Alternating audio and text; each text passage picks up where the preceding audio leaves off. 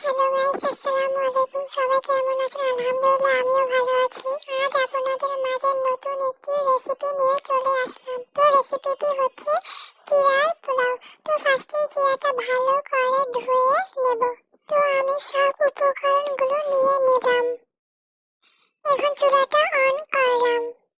এখন কড়াইতে পরিমাণ মতন তেল দিয়ে দিলাম। এখন পেঁয়াজ কুচি দিয়ে দিলাম। এখন ভালো করে নাড়াচাড়া করে নেব। লবণ দিয়ে দিলাম, গাজর কুচি দিয়ে দিলাম, কাঁচামরিচ কুচি দিয়ে দিলাম। এখন ভালো করে নাড়াচাড়া করে নেব। সামান্য পরিমাণে হলুদ দিয়ে দিলাম, ডিম দিয়ে দিলাম। এখন ধুয়ে রাখা জিরা দিয়ে দিলাম। ভালো করে নাড়াচাড়া করে নেব। সামান্য পরিমাণ চিনি ছিটিয়ে দিলাম।